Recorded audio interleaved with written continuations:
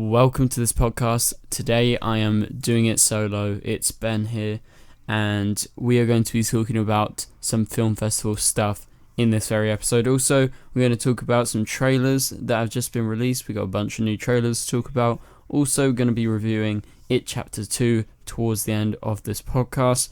But the main topics are the Venice and Telluride and upcoming London and TIFF lineups. And so Venice has ended, Telluride has ended. We've got reviews from major upcoming awards contenders potentially, and we're going to be talking about that. You know, a lot of them got really good reviews, some of them not so much. We're going to talk about all of that in today's podcast. So without further ado, we're going to start with Venice. We're going to talk about Joker. So Joker is the new film from Todd Phillips, and it debuted at Venice just, like a week ago or something, to rave reviews. People calling it a masterpiece, people calling it masterful, people calling Joaquin Phoenix worthy of an Oscar. This film is crazy. It's got crazy reviews, and I absolutely can't wait to see it. I'm very, very pumped for this. This is one of my most anticipated films this year. Joaquin's one of my favourite actors, and Joker is easily my favourite villain of all time, and I love the Scorsese-esque approach that Todd has said he has taken to make this film. And the style, looking even just at the trailers, man, what a film it looks like. And so we've got some reviews. I'm going to go over a few things from some of the critics who have seen it. So Zam Brooks from The Guardian, this is a little quote from him. He said, "Having brazenly plundered the films of Scorsese, Phillips fashions stolen ingredients into something new, so that what began as a gleeful cosplay session turns into progressively more dangerous and somehow more relevant too." The London Evening Standard says, "Nobody who sees this new film will ever need any other version." So he's obviously talking about the Joker. Moving on, let's talk about Empire's review. So they gave it 5 stars as well as both of the other reviews. So Terry White from Empire says, "Bold, devastating, and utterly beautiful, Todd Phillips and Joaquin Phoenix have not just reimagined one of the most iconic villains in cinema history, but reimagined the comic book movie itself." So just reading some of those reviews and looking at it, it seems like this is the film to beat. This, it could be up for the top prize at Venice. I don't think they've announced it yet, unless I've somehow missed it, but it is widely beloved, and it's many people who went to Venice's first film, like best film of the festival that they saw, including my friend Luke Harefield, who saw it. He says it's a masterpiece, and many other people said it's a masterpiece, and it's their favourite film and one of their favourite films of the year. And everyone has been pumping up Joker to potentially be in the Best Picture race, but most certainly Best Actor and maybe Cinematography, and some of the other categories, including Director, they have had nods to. Okay, so let's move on to talk about Ad Astra, the new film from James Gray and Brad Pitt. So let's read some of these reviews out of Venice. So one of the most ruminative, withdrawn, and curiously optimistic space odysseys this side of Solaris. That review comes from David over at IndieWire. He gave it an A grade, and he absolutely loved it. And I love the way he talks about it as a space odyssey, and referencing Solaris. And obviously recently we've had Interstellar, we have Gravity, we had First Man. They were all brilliantly received, and it seems like this is following in that footsteps. Ad Astra looks really, really great. I cannot wait to see it. It's getting so many 5-star reviews. It looks brilliant. Okay, so let's talk about Digital Spy's review. Propelled by one of Brad Pitt's finest performances, it's a thrilling and thought-provoking journey through space and one of the best movies of the year. 5 stars from Ian at Digital Spy. And finally, let's talk about Robbie Collins' review over at the Daily Telegraph. So he says, emotionally, the film operates in a classic grey area. Obviously not a grey area, but, linking to James Gray. With barely perceptible eddies that build to make a mighty existential wrench. This review is absolutely brilliant. I highly recommend you read his review. There is so many 5-star reviews that we could go over. The Guardian gave it 5 stars. Obviously, the Telegraph, Total Film, and the list goes on. So Ad Astra's really looking like a film to not miss. Okay, so let's move on. Let's talk about Steven Soderbergh's new film, The Laundromat. This has, early on been tipped for Oscars because of its cast. It has Antonio Banderas, it's got Gary Oldman, and in, one of the main roles, we have Meryl Streep. So people were like, oh, this is going to be a massive Oscar winner because, look at the cast, look at the director. However, it's got mixed reviews. Currently on Rotten Tomatoes, it's 50%, so that's smack bang right in the middle. That means out of the 22 critics that have reviewed the film, 11 of them thought it wasn't so good, so they didn't give it a fresh rating, and 11 of them gave it a fresh rating. Some people really liked it, that including Robbie Collin, but also Zan Brooks at The Guardian. So they both gave it a 4-star. The Independent gave it a 3-star. IndieWire gave it a B. And it seems like people are very much so split with this one. So if I read a review, like a snippet of Zan Brooks' article from The Guardian, he gave it a 4-star. He says, Soderbergh understands the importance of putting human faces to dry statistics. He reveals how the tentacles of financial misrule eventually extend to touch honest to God human lives. So essentially what you can get out of that little snippet is he really appreciates what Soderbergh does, on the human side of the story, because it is kind of crazy if you've seen the trailer. So let's read a not so positive review from Film Inquiry. And so they say, the overindulgence in wanting to explain and highlight as much material as possible ultimately drowns this drama in the excessive narrative with its limited running time. So it seems like what the big criticism with The Laundromat is, it's too expositional, it explains too much. A lot of it is talking to the camera, so you would expect, trying to explain. However, people are saying it's gone way too far, and, Soderbergh sort of overindulged in this, and it's a little bit jaunty, they're saying. So some people really like it, but no one's like 100% on it right now, so it's very split for The Laundromat. Let's move on to talk about The King. So this is a bit more positive. On Rotten Tomatoes, if you check, it's on 72%, I believe, and it's not really split, but like some people really don't like it, but some people, like it, and some people are very much so more positive than others on this. So Time Out gave it a 4 stars. That's a pretty good rating for the film, and they say a meaty piece of historical drama. It mixes power plays, canny twists, and brutal widescreen medieval battles with a refreshing lack of deference for the Shakespeare play that is loosely based on. So it seems like some people are sort of praising, the side of how the battles are portrayed and everything like that, and how, how it mixes the power plays essentially within the film, and how it, riffs on Shakespeare basically. And lots of people have been praising Timothée Chalamet for his performance, saying he is, really, really good, and he carries the film on its back. And let's read a not so positive review from Robbie Collin. So he gave it a 2 stars on the Daily Telegraph, and he says, historical epics are rarely light on their feet, but The King sets new standards in the field of gallant thing. The film moves like a rhinoceros through porridge.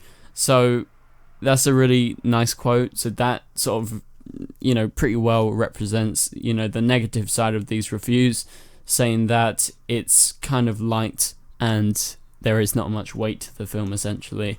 So let's move on to talk about the next film, Seberg, or however you say it. I'm really interested in this film because I didn't know much about Gene Seberg or Seberg before, this film has been announced, and it's got an amazing cast. You got Kristen Stewart, you got Anthony Mackie, but most certainly you have Margaret Qualley, who was absolutely incredible in Quentin Tarantino's Once Upon a Time in Hollywood. So I'm super interested in the cast, especially Kristen Stewart and Margaret. However, I read about what this film is about and the FBI investigation of Seberg and what happened with her, because she used to fund civil rights groups, and she was linked to the Black Panther Party. She was linked to other school groups, like Native American school groups in America way back in the 60s, and the FBI became aware of the several gifts, especially to the Black Panther Party, and so essentially they created an investigation into her to actually try and sort of smear her public name, saying that, she had an affair, she had this baby with this other person who was a member of the Black Panther Party. Basically, the FBI were chatting a load of bullshit, and they tried to smear her image, and I believe this film follows that rough storyline, if you know what the FBI investigation to do with her was about. And we know that Richard Nixon was informed of the FBI's activities, so essentially it was a way of trying to blacklist her because of her supporting these civil rights groups. And obviously the government at the time, stupidly was like, yeah, let's smear her because she is helping people. Like, what? So that makes it really interesting, because this story is so fascinating, and I could really see, us rooting for Kristen Stewart playing her. So very interested in this. However, it's a bit split on reviews. It's on 54% right now, so that means more than half of the critics actually do like it, so it's not such a bad thing. It's actually playing at the London Film Festival. I cannot wait to see it. It's very exciting to me that I get to see that very soon, because I'm very interested in this. And so Guy Lodge from Variety, what he says about Seberg is that for all of its false notes and missed opportunities, it remains pretty compulsive viewing and is almost entirely down to the peculiar star magnetism of Stewart. So a lot of praise for Stewart in these reviews. As the Hollywood Reporter says, Stewart keeps you glued throughout, giving a coolly compelling performance that becomes steadily more poignant as the subject unravels. So they are the positive reviews. Obviously there's some negative reviews, one from the London Evening Standard. David from there says, unfortunately the film's built around Stewart's performance is a dud. Heavy-handed in its script and awkwardly sensuous about the cause of black power.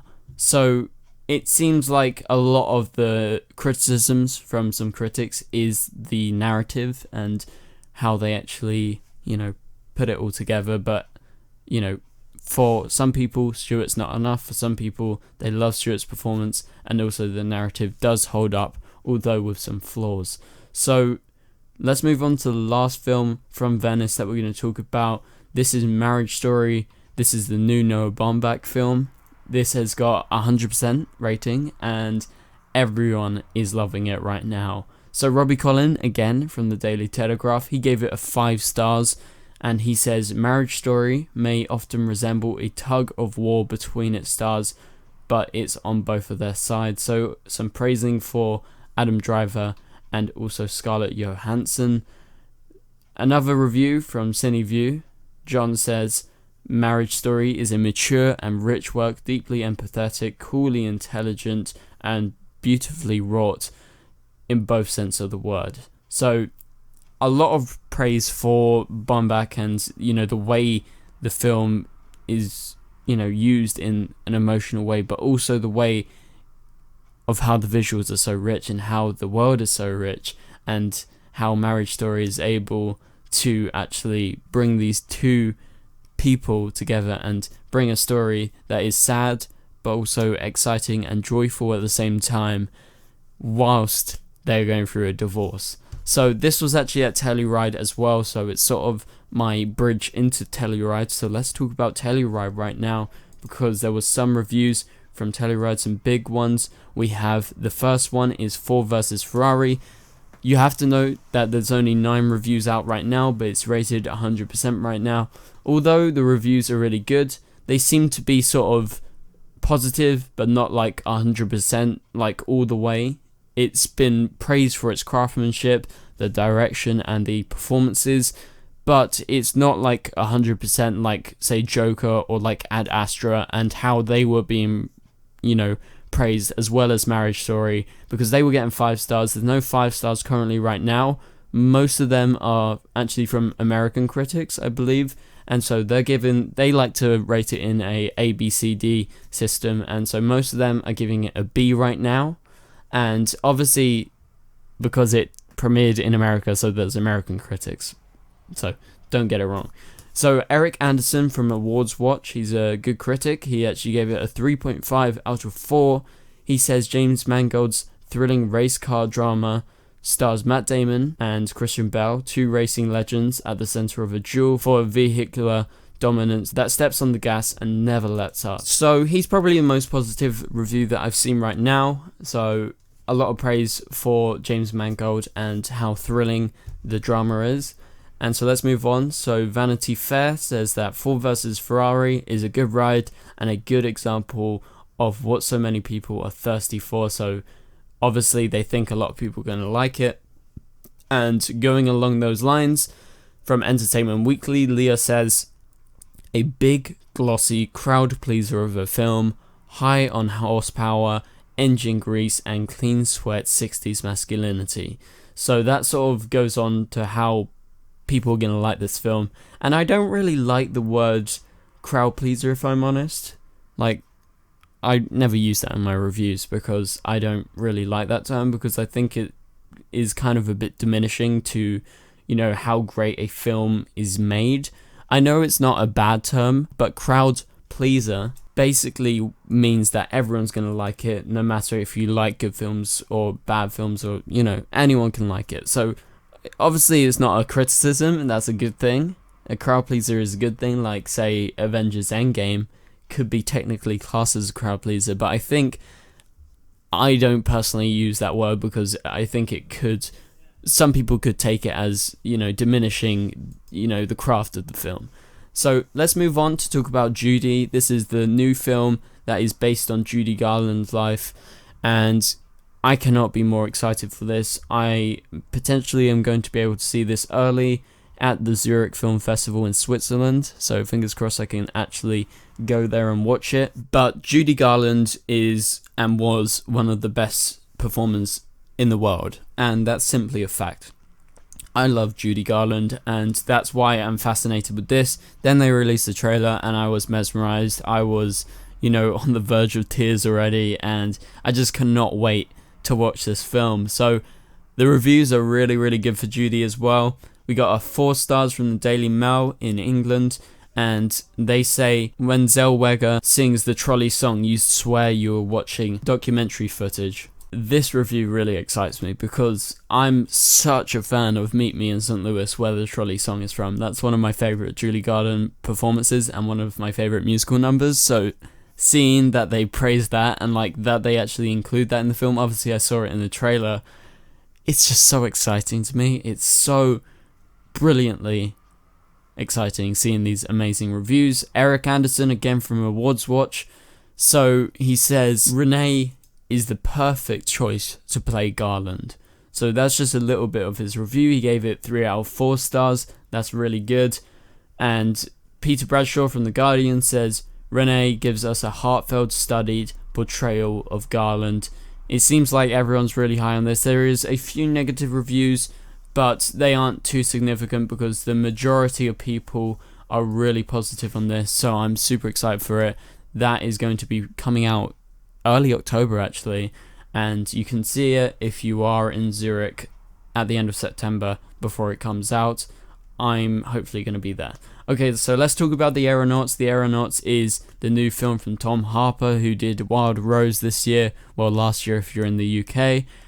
I really, really like this film. I thought Wild Rose was really good, and I thought he did a very good job at directing, so I'm naturally excited for this. This is going to be at the London Film Festival as well. The Aeronauts has got 100% currently on Rotten Tomatoes, but take it with a massive sort of grain of salt because only 6 critics have reviewed it right now. People are sort of a bit like Ford Ferrari on this. They've given it a B because, you know, it was in America, that's where it premiered. IndieWire gave it a B and said, when so many supersized blockbusters take the potential of CGI action for granted, The Aeronauts finds a fresh use for it by turning the exhilaration of discovery into a real visual treat. So it seems like a lot of people have been praising it for its visual use and the way it's shot and the way it combines CGI. I watched the trailer and I'm very curious about this. I'm not like 100% into it, but I'm more into it because it's Eddie Redmayne and I like Tom Harper and it looks curious. So We Live Entertainment, Scott Menzel said, Tom Harper creates an awe-inspiring visual spectacle, so it seems lots of people are sort of agreed on the visual side. Okay, so let's move on to The Two Popes. The Two Popes, it's only got 5 reviews, currently at 100%. People are more positive on this than The Aeronauts and Ford vs Ferrari. Some people on Twitter who haven't reviewed on Rotten Tomatoes, that's what my sort of guide is right now. However, they said this film is one of the best films of the year and it gives some of the best performances of the year with Jonathan Pryce and Anthony Hopkins, and the director who directed City of God, Fernando Meirelles, is back on form with this. It's one of the best scripts of the year. People are saying it is the best script of the year, the best screenplay, and it will be up for awards. People are saying this is going to be, maybe best picture, but more likely best screenplay and best actor, and people are really praising it. So Eric Kohn from IndieWire once again, he says there's an unquestionable appeal to the way the movie transforms a weighty and divisive topic into a more approachable way. And so they really liked it, and the same with a lot of people really praising Jonathan Pryce and Anthony Hopkins. The film is a triumph of writing as well as ostentatious filmmaking, says The Hollywood Reporter. Okay, so let's move on to Waves, rated 100% on Rotten Tomatoes as well. This is getting rave reviews. This is getting 5 stars. This is getting, all the praise, saying this could be the new Moonlight. This could be the one that breaks, the Oscar record. This one could win Best Picture. And sort of, I guess a bit like Green Book last year, like came out of nowhere. No one knew what Green Book was. Played at TIFF. This one played at Telluride.